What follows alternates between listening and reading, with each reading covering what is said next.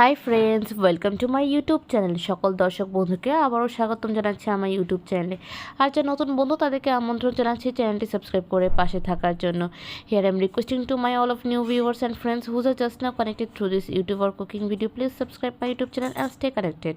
And if you guys are enjoying my cooking video of any of parts, so please don't hesitate to give a like and share with your near and dear ones. তো বন্ধুরা, আমার রেসিপিটি যদি কোনো অংশ আপনাদের ভালো লেগে থাকে সেক্ষেত্রে বিনীত অনুরোধ জানাচ্ছি ভিডিওটি লাইক এবং শেয়ার করে বরাবরের মতো পাশে থাকার জন্য।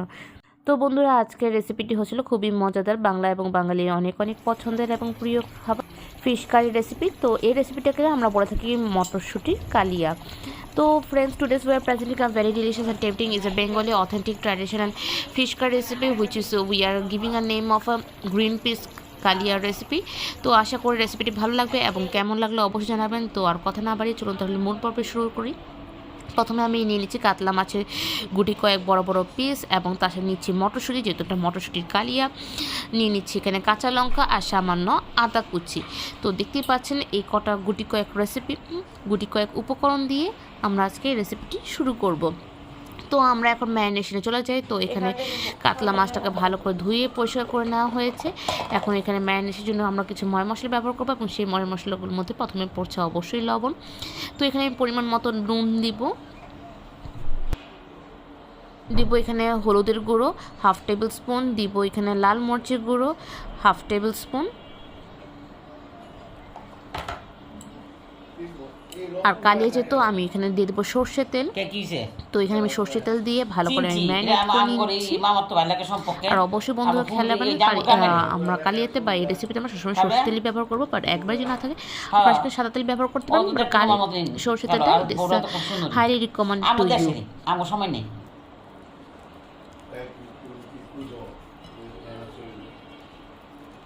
আমি দেখি নাই তো ছবি, তুমি দেখছো মনে। তো এবার করে ভালো করে দলিত মলিত করে আমরা মেখে নিব এবং ভালো করে ম্যারিনেশন করে দিলে আমরা চলে যাব পরবর্তী স্টেপে। তো এখানে আমি নিয়ে নিচ্ছি গ্রাইন্ডারে আমি নিয়ে নিচ্ছি সামান্য মটরশুঁটি, যেহেতু আমি বলেছি এটা মটরশুঁটির কালিয়া। তো অফকোর্স এখানে মটরশুঁটি যাচ্ছে গুটি কয়েক কাঁচা লঙ্কা। তো আমি এখানে 4টা কাঁচা লঙ্কা দিয়েছি, আপনার ঝালের মতো করে আপনারা বুঝে নেবেন। তবে 4টা কাঁচা লঙ্কা ইটস আ স্ট্যান্ডার্ড। আর নিয়ে নিচ্ছি 1 ইঞ্চি মতো আদা, আর সামান্য জল দিয়ে দিয়েছি, দিয়ে এমনিকে ভালো করে ব্লেন্ড করে নিব। তো এখন আমরা এখানে মশলা যা দিব ওই মিশ্রণ বাদে। তো এখানে নিয়ে নিচ্ছি আমি 1 টেবিল স্পুন হলুদের গুঁড়ো, নিয়ে নিচ্ছি 1 টেবিল স্পুন লাল মরিচের গুঁড়ো, নিয়ে নিচ্ছি 1/4 টিস্পুন ভাজা জিরের গুঁড়ো, নিয়ে নিচ্ছি 1/4 টেবিল স্পুন ধনিয়ার গুঁড়ো। তো বন্ধুরা, আমরা জিরা এবং ধনিয়াটা আলাদা করে আমি রোস্ট করে দেন এটা গ্রাইন্ড করি এবং এখানে আমি আলাদা করে এই 1/2 টেবিল স্পুন জিরা ধনিয়া গুঁড়ো দিয়েছি, পরিমাণ মতো নুন দিয়েছি, আর সেই মটরশুঁটির পেস্টটা দিয়ে দিয়েছি, যেটার নামে আজকে হবে মটরশুঁটির কালিয়ার রেসিপি। তো দিয়ে এটাকে আমি ভালো করে মিক্সড করে নিব, যাতে কোনো ধরনের লাম্পস বা দলা না পেকে থাকে। অনেকে এটা একদম ডিরেক্টলি কড়াইতে দেয়, তাহলে সেখানে এটা জমে যাওয়ার একটা সম্ভাবনা থাকে, এতে পুড়ে যাওয়ার পসিবল থাকে। তো please I will highly recommend to follow the step which I am doing. তো এখানে ফ্রাই প্যান দিয়ে দিচ্ছি সামান্য লবণ ছিটিয়ে দিচ্ছি। এই টোটকাটা অনেকবার দেওয়া হয়েছে যে লবণ দিলে ভাজাটা কুরকুরে হয় এবং সেটা স্কিনটা কোনোভাবে করে কড়াই লেগে যায় না। এবং তাতে এখন তেল দিয়ে দিচ্ছি। তেলটা ভালো করে গরম হয়ে আসলে আমি এখানে আঁচটাকে একদম নিভা জ্বালা করে দিব, দিয়ে আমি মাছটাকে দিয়ে দিব। এতে কী হবে, এটা আমি যে মাছ দিয়ে ভাজছি, তাহলে আমি যখন উলট পালট করে দিচ্ছি, দেখছেন স্কিনটা কিন্তু একবারও কিন্তু লেগে যাচ্ছে না। নর্মালি হলে স্কিনটা লেগে যায়, বাট সার্টেন টাইম ওয়েট করা লাগে যে এটাকে ফ্লিপ করার জন্য বা উল্টানোর জন্য।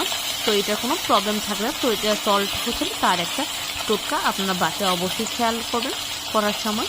এবং কেমন লাগলো এই তরকারি আমাকে অবশ্যই কমেন্ট সেকশনে জানাবেন। যদিও আপনার সবসময় কমেন্ট সেকশনে আমাদের সুন্দর মন্তব্য জানান, আর সেই মন্তব্য সবসময় আমাদের উৎসাহিত করে। তো এভাবে করে এপিট ওপিট দুপিট করে ভালো করে ভাজা করে নিলাম, যতক্ষণ পর্যন্ত হালকা বাদামি বনে বা সোনালি বনের রঙে পরিণত না হচ্ছে। তো ভালো করে ভাজা হওয়ার পরে দেন আমি এটা অন্য একটি পাত্রে ট্রান্সফার করে নিচ্ছি।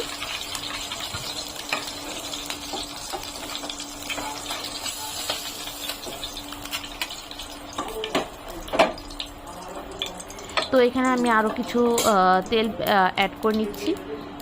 তো সেটাকে অপেক্ষা করব ভালো করে গরম হয়ে আসার জন্য। গরম হয়ে এলে এখানে আমি দিয়ে দেবো খাড়া মশলা, দিয়ে দিচ্ছি এখানে জিরে, দিয়ে দিচ্ছি এখানে দারচিনি, দিয়ে দিচ্ছি এখানে তেজপাতা আর একটি এলাচ দিয়ে দিচ্ছি। দিয়ে এটাকে ভালো করে ভাজা করবো, মানে কয়েক সেকেন্ডের জন্য, সেটা হতে পারে 15 থেকে 20 সেকেন্ড মতো ভাজা করি না। আর দিয়ে দেবো সেই পেস্ট, যেটা আমাদের মটরশুঁটি পেস্টও রয়েছে এবং সমস্ত মশলাগুলো যেটা আমরা মিক্স করছি, সেই মিশ্রণে দিয়ে ভালো করে আমি এখানে কষিয়ে নিব, কুক করে নিব যতক্ষণ পর্যন্ত তেলটাকে ভালো করে সেপারেট না হচ্ছে বা ভালো করে কষানো না হচ্ছে। So I will cook it until the oil get separate. তো এভাবে করে আমি বেশ কিছুক্ষণ, প্রায় 3 থেকে 4 মিনিটের মতো কুক করে নিব মিডিয়াম আঁচে। তো এই পর্যায়ে আমি সেই মশলা যে রয়ে গেছে সেই মশলার সাথে একটু জল মিশালাম, মিশিয়ে ভালো করে এটাকে ধুয়ে দিয়ে দিলাম। বা চাইলে আপনারা এখানে একটু সামান্য গরম জলও ব্যবহার করতে পারেন।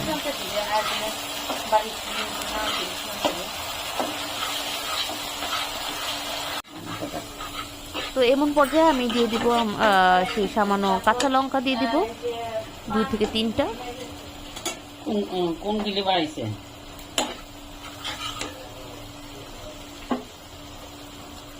এখানে সামান্য একটু গরম জল ব্যবহার করছি।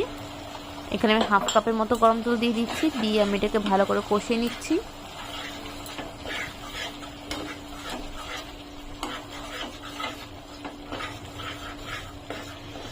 তো এইভাবে আমি আরও 3 থেকে 4 মিনিটের মতো রান্না করে নিব। যেহেতু আমি ঝোলের মাত্রাটা একটু বেশি রাখবো, তাই আমি এখানে আর একটু গরম জল দিয়ে দিচ্ছি। আপনার চাইলে 1/2 কাপ রাখতে পারেন, বাট আমি এখানে মেনলি 1 কাপ ব্যবহার করেছি।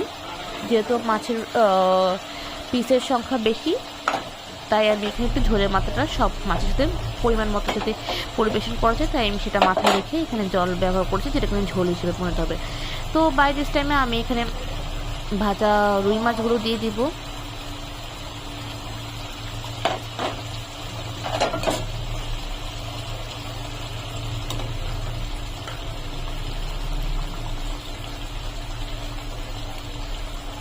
দিয়ে আমি 3 থেকে 4 মিনিটের মতো রান্না করে নিব এভাবে করে, এবং এক পিঠ হয়ে গেলে অন্য পিঠটা আমি দিয়ে দিব।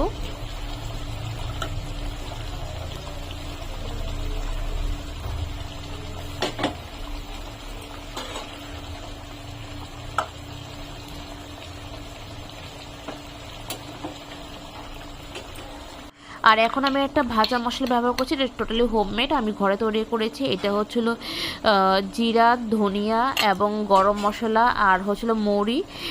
এটাকে আমি ভালো করে প্রথমে রোস্ট করেছি, মানে ভালো করে ভেজে নিয়েছি তেল ছাড়া, তারপর এটাকে গুঁড়ো করেছি। এটা আমি প্রায় সময় আমি সব মাছের কালিয়া রেসিপিতে করে থাকি।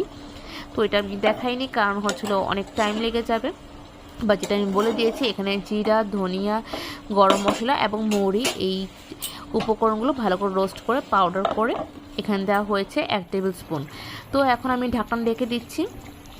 ঢাকনা ঢেকে দিয়ে এখন আমি 3 থেকে 4 মিনিটের মতো রেখে দিচ্ছি। তো এখন দেখতে পাচ্ছেন এটা একদম সম্পূর্ণভাবে রেডি। গরম গরম পোলাও বা ভাতের সাথে খেতে এটা দুর্দান্ত লাগবে। তবে আমি এটা রিকমেন্ড করব এটা পোলাওর সাথে খাওয়ার জন্য, কারণ হচ্ছিল মটরশুঁটির কালিয়া it's totally amazing and totally different delicious recipe. এটা আমার রেসিপিটা আমার দিদিমার কাছ থেকে, এটা সবসময় আমার মা করতো।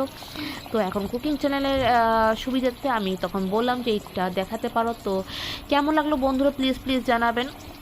And thank you so much to everyone who's are watching me, and thank you so much for your kind support, and please don't hesitate to let us know your valuable comments and don't hesitate to give a like.